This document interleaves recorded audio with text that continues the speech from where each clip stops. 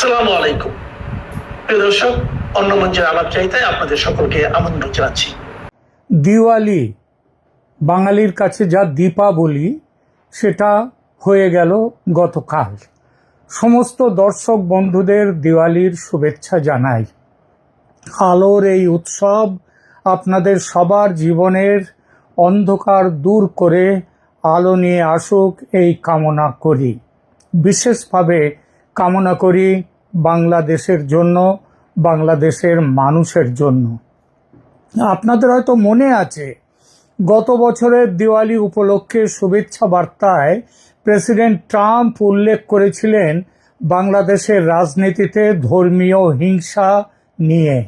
এবছরও 20 October Trump দিওয়ালির বার্তা দিয়েছেন। দিওয়ালি এখন তো শুধু হিন্দুদের ধর্মীয় উৎসব নয়, আমেরিকা এবং পৃথিবীর বহু দেশে দিওয়ালি উদযাপন করেন ধর্ম বর্ণ নির্বিশেষে মানুষ। সেখানকার সরকারও এই উৎসবে মেতে ওঠে। দিওয়ালি হলো, এর একটা কারণ আছে। কারণটা হলো, দিওয়ালি হলো অন্ধকারের বিরুদ্ধে আলোর জয়, অসতের বিরুদ্ধে সতের জয়। হোয়াইট হাউসে জাঁকজমকের সঙ্গে পালিত হয় দিওয়ালি। ট্রাম্পের দিওয়ালি বার্তা প্রসঙ্গে আসি। কি লিখেছেন ট্রাম্প সেই বার্তায়? একদম আক্ষরিক বাংলা অনুবাদ পড়ছি। তিনি লিখেছেন, আজ আমি প্রত্যেক আমেরিকানকে দিওয়ালি উৎসবের শুভেচ্ছা জানাই। আলোর উৎসব দিওয়ালি আমাদের মনে করিয়ে দেয় দুর্ভাগ্যের ওপর আলোর জয়। বন্ধু পরিবারের সাথে মিলিত হওয়ার সময় সমাজের সুখ ও শান্তি পুনর্নবীকরণের উৎসব হলো দিওয়ালি। যতজন প্রদীপ ও লণ্ঠন জ্বালাবেন, আলোর চিরন্তন সত্যে আনন্দ প্রকাশ করুন যে মঙ্গল অবশ্যই বাধার ওপর অমঙ্গলের ওপর জয়ী হয়। সবাইকে স্থায়ী শান্তি, সমৃদ্ধি ও আশার কামনা জানাই। গতবার 2024 সালের বক্তব্যে এটাই ছিল মূল সুর। তবে এবছর ট্রাম্প কিছুটা বিশেষ গুরুত্ব দিয়েছেন পরিবার সম্প্রীতি আর আশা ও আনন্দের পুনর্নবীকরণের ওপর। এবারের বার্তায় বাংলাদেশ প্রসঙ্গ সরাসরি রাখেননি ট্রাম্প, যেটা গতবার রেখেছিলেন। তবে পরোক্ষে অবশ্যই রেখেছেন। প্রত্যক্ষে রাখার জন্য সেরকম কোনো কারণ নেই, কেননা ইতিমধ্যে বাংলাদেশ নিয়ে কিছু সিদ্ধান্ত নিয়ে ফেলেছে আমেরিকা বাংলাদেশের পরিস্থিতির স্বাভাবিকীকরণ করবার জন্যে। যার একটি হলো বাংলাদেশের ব্যাপারে সিদ্ধান্ত নেয়ার বিষয়ে ভারতকে গ্রিন সিগন্যাল, যেটা কয়েকদিন আগেই ভারতকে দিয়েছে আমেরিকা। তারই সূত্র ধরে গতকাল ফোনে কথা হলো ভারতের পররাষ্ট্রমন্ত্রী সুব্রমণিয়াম জয়শঙ্কর ও আমেরিকার সেক্রেটারি অফ স্টেট মার্কো রুবিওর। রুবিও করেছিলেন ফোন দিওয়ালির শুভেচ্ছা জানাতে। কথায় কথায় জয়শঙ্কর তুললেন বাংলাদেশ প্রসঙ্গ। কদিন আগে অক্টোবরের 14 থেকে 16 তারিখ ভারতের মিলিটারি ইন্টেলিজেন্সের যে 4 অফিসার বাংলাদেশ সফরে গিয়ে বিভিন্ন পর্যায়ে বৈঠক করেছেন, সেটা কিন্তু আমেরিকার চাপে এবং ওয়াকারুজ্জামানের চাপে মেনে নিতে বাধ্য হয়েছিলেন মোহাম্মদ ইউনূস। এবং এই সফরের কথা আমেরিকা জানতো, আমেরিকাকে জানিয়েই হয়েছে এটা। সেই বৈঠকে আমাদের ভারতের যেসব অফিসাররা গিয়েছিলেন, তারা সেখানে গিয়ে যেসব বৈঠক করেছেন বিভিন্ন পর্যায়ে, সেই সব বৈঠকের আলোচনা ও সিদ্ধান্ত নিয়ে তারা যে রিপোর্ট দিয়েছেন সরকারকে, সেই রিপোর্টে কি বলা আছে সেটা মার্কো রুবিওকে ডিটেলসে জানান জয়শঙ্কর। ভারতের পক্ষ থেকে নিশ্চিত করা হয় বেশ কয়েকটি বিষয়, যেগুলো সেখানে বাংলাদেশ সফরে গিয়ে আলোচনা হয়েছে এবং একটা পজিটিভ বার্তা পাওয়া গেছে বাংলাদেশের সেই আলোচনায়।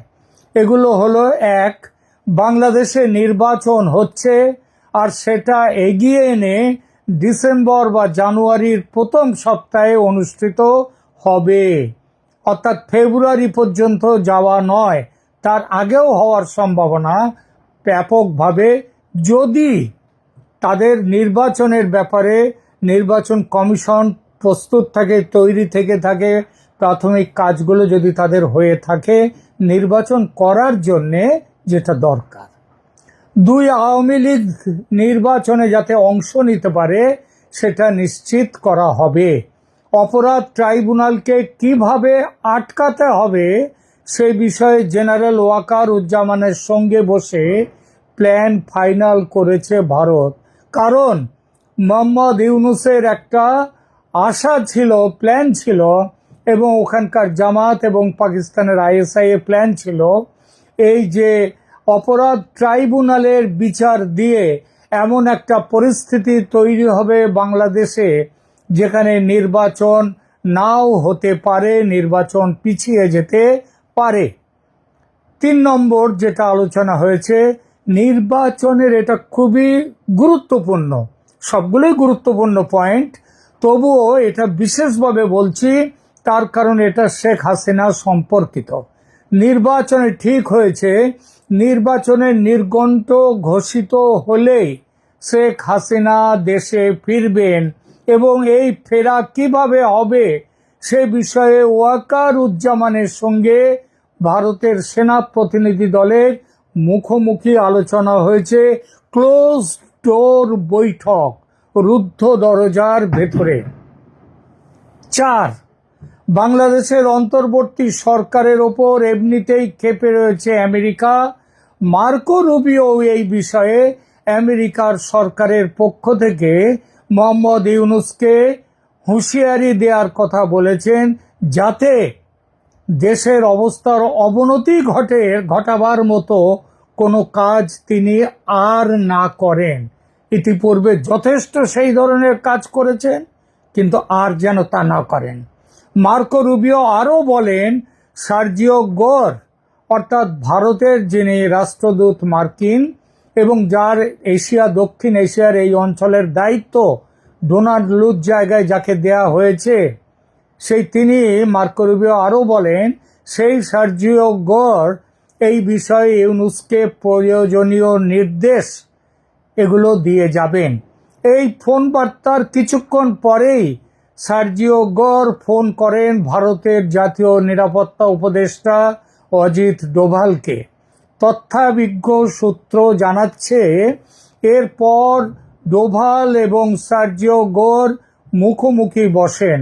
অপারেশন বাংলাদেশ নিয়ে নানান খুঁটিনাটি আলোচনা হয় তাদের মধ্যে। সেই আলোচনার বিশদ খুব সঙ্গত কারণেই বাইরে আসেনি, তবে এটুকু অনুমান যে এই পট পরিবর্তনে ক্রুদ্ধ হয়ে, অর্থাৎ বাংলাদেশের ব্যাপারে ভারত এই যে এগিয়ে এসছে এবং তার সঙ্গে আমেরিকার সমর্থন আছে, এইটা বাংলাদেশের সন্ত্রাসী গোষ্ঠী আইএসআই, জামাত, এরা এটাতে খুশি নয়। সুতরাং সন্ত্রাসী গোষ্ঠীকে দিয়ে ভারতে নাশকতা চালানোর একটা পরিকল্পনা হতে পারে। এই নাশকতা চালালে কি হতে পারে, ডোভাল জানিয়েছেন, বাংলাদেশ সেনাপ্রধান দায়িত্ব নিয়েছেন যাতে দেশের ভেতরের সন্ত্রাসীরা এই ধরনের কোনো কাজ না করতে পারে, সেটা তিনি জরুরি ভিত্তিতে দেখবেন। আর সেই দেখাটা তিনি শুরু করে দিয়েছেন ভারতের অফিসাররা ঢাকাতে থাকার মধ্যেই। তিনি ইতিমধ্যেই ব্যবস্থা নেওয়া শুরু করেছেন সন্ত্রাসীদের বিরুদ্ধে।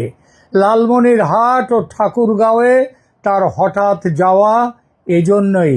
আর তিনি বাংলাদেশ, মানে ওয়াকারুজ্জামান, বাংলাদেশ বর্ডার গার্ডস বা বিজিবিকেও চরম সতর্ক থাকার নির্দেশ দিয়েছেন, এবং সরকারের কোনো কথা নয়, যেন সেনাপ্রধানের কথা শুনতে তারা বাধ্য, এবং সেটাই তারা যে শুনতে হবে তাদের, সেটাও পরিষ্কার করে বলে দিয়েছেন আমাদের বলে দিয়েছেন জেনারেল ওয়াকারুজ্জামান। আগামীকাল 22শে অক্টোবর আন্তর্জাতিক অপরাধ ট্রাইব্যুনালে হাজির করার কথা সেনা অফিসারদের, যাদের বিরুদ্ধে জারি করা হয়েছে গ্রেপ্তারি পরোয়ানা। তাদের মধ্যে 14 জন অফিসার আপাতত ঢাকার সেনানিবাসে সেনা হেফাজতে রয়েছেন। মনে রাখবেন, হেফাজতে আছেন। তাদের কিন্তু গ্রেপ্তার করা হয়নি, কারণ গ্রেপ্তার করা হলে 24 ঘন্টার মধ্যে পুলিশের কাছে তাদের দিয়ে দেওয়ার কথা থাকে, কিন্তু সেটা দেয়া হয়নি। এতেই প্রমাণ যে তাদের গ্রেপ্তার করা হয়নি। আর গ্রেপ্তার করা হয়নি এজন্য যে তাদের নামে জারি পরোয়ানা সেটা নাকি সেনার হাতে আসেনি। কেন আসেনি, কেন গ্রেপ্তার করে তাদের পুলিশের হাতে তুলে দেওয়া হয়নি, সেসব একটু ভালোভাবে চিন্তা করুন, বুঝতে পারবেন। এবং সেটা দেখলে বোঝা যায় আইসিটির ওপর বড় একটা চাপ ইতিমধ্যে এসে গেছে আর না এগোনোর জন্যে। কিন্তু আইসিটিকে দিয়ে যারা এগুলো করছে, পাকিস্তানের সেই আইএসআই, জামাত, ইসলামপন্থী শক্তিরা এবং কিছুটা বিএনপিও বটে। আর এনসিপি, তাদের কথা উল্লেখই করলাম না, তাদের এমনি বিরাট কিছু ক্ষমতা এই মুহূর্তে নেই। তো এই দেখলেই বোঝা যায় এদের সবার একটা চাপ। এরা যে আজকে এই যে চাপের ফলে আইসিটি যদি পিছিয়ে যায়, সেটা তাদের পরাজয়। কারণ এটা তো তাদেরও আগামী দিনের প্ল্যান এবং মরণ বাঁচন লড়াই। পিছিয়ে এলে, তারা যদি পিছিয়ে আসে, হাসিনার বিরুদ্ধে যেসব পরিকল্পনা তৈরি আছে সেসব বাদ দিতে হয়। সহজে এটা তারাও মানতে চাইবে না। সুতরাং একটা লড়াইয়ের জায়গাতে আসবে। লড়াই থামবে না চলবে, তার একটা সিদ্ধান্ত আগামীকাল আন্তর্জাতিক অপরাধ ট্রাইব্যুনালের এজলাসে দেখা যাবে। সেখানে কি হয় তার উপর নির্ভর করছে যে লড়াইটা আরো বড় হবে নাকি লড়াইটা এখানে শেষ হবে। আপাতত এটাই খবর যে নির্বাচন হচ্ছে বাংলাদেশে। সে নির্বাচন ফেব্রুয়ারির আগেও হয়ে যেতে পারে এবং নির্বাচনের দিনক্ষণ ঘোষিত হলেই শেখ হাসিনা দেশে ফিরবেন এবং আওয়ামী লীগকে নিয়েই এই নির্বাচন করতে হবে, এটাও ঠিক হয়ে গেছে। ভারত এবং আমেরিকার যৌথ প্ল্যান। আর এই পুরো প্ল্যানটা এইটা কার্যকর করার বাংলাদেশের মধ্যে বড় দায়িত্ব দেয়া হয়েছে সেনাপ্রধান ওয়াকারুজ্জামানের ওপর। আপাতত এটুকুই। ধন্যবাদ।